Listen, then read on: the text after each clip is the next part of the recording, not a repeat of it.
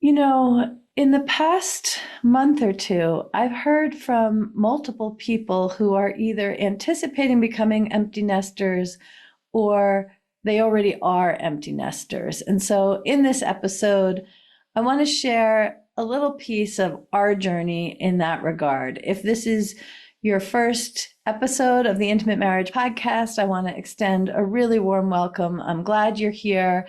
And if you're a repeat listener, a loyal listener, you've heard every episode, well, we haven't addressed this topic before, so I'm glad to dive in. And with me is my husband, Rod Stockwell. I know many of you have told me that your favorite episodes are the one where he joins me. So welcome back to the podcast, sweetheart. Hello, everybody. Do you remember when, we were living in Kansas, which means it was between 2010 and 2012, since those were the years we were living in Kansas. We were living in Kansas, and one day you said to me, we had 4 children at the time, I don't know what is going to hold us together once the children leave home. Like, so much of our focus is on their well-being. I don't know what we're going to have to say to one another when they're gone. Right. That's what I remember, that our lives were so busy. And I remember it being exhausting, but I also remember wondering what life could possibly be like without children, since that was what was occupying 99.9% of our attention. Okay, well, when you said that, I had 3 different things happen. One, I felt so hurt. I was like, how could you possibly say that? I felt so unseen and so hurt that you would think we weren't anything to one another when we weren't going to be actively parenting. But I also was just incredibly grateful that you expressed this, because clearly you'd been thinking about it. You're not someone who just shoots off random things from deep inside you. No, you usually have things that are deep inside you rolling around, barely conscious, more conscious. They can roll around for years and you never say them.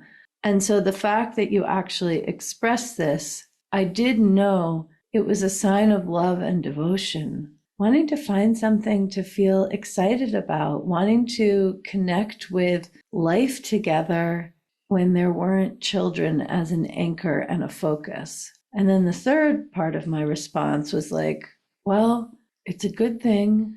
There are a lot of years until this is going to happen, so we have time to turn this around. And I picked up I don't know what the expression is, picked up my sulking, I'll say, and it was one of the motivating things that ultimately led to me being in the position that I'm in now as a relationship and intimacy coach, feeling a lot of expertise in this area that I certainly didn't feel then, and being able to help others as well. So I'm just going to ask you right now, here we are with 2 children out of the house. One graduated from college a while ago. The other is getting her PhD.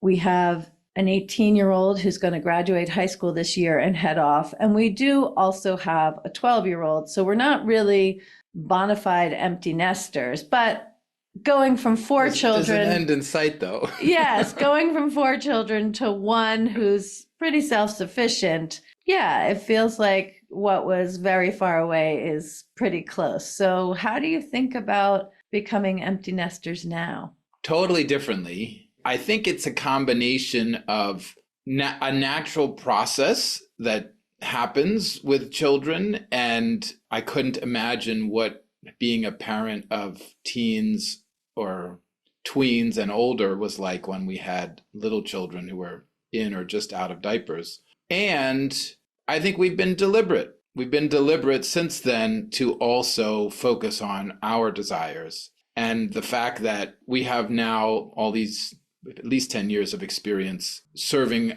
our desires has just made it so much easier to picture how that's going to be in the future with the 2 of us. Okay, well, is there one particular pivotal moment or one particular thing that we've done to make it specific, and also so that you, the listener, have something that might inspire you more specifically in choices you make? Yeah.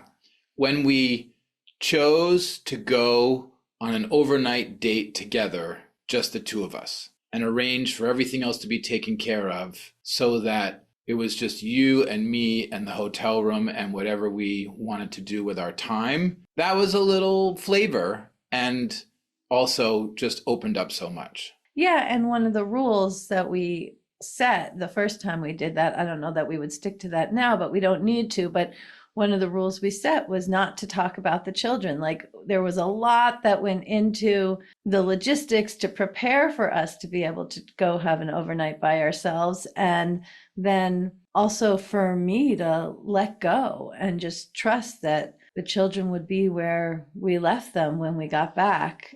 Right, And letting go of all of that to let something else arise in each of us. It took a little effort, I would say, the first time, but we were deliberate about it.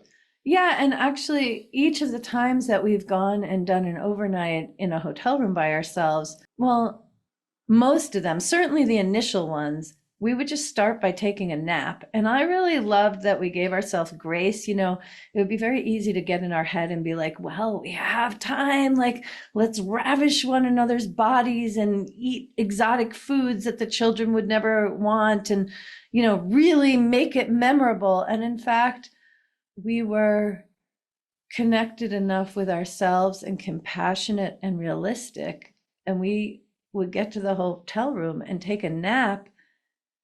And then we were able to have really memorable, mature moments together. But if we had pushed it and not just allowed the nap, I don't know that it would have ended up being quite as fun and functioned in such a way that you bring it up in this conversation. And also to have time to talk honestly with each other with no children's interruptions and have, I mean, that requires being authentic. And so that's part of the whole theme of the weekend is to be authentic with each other.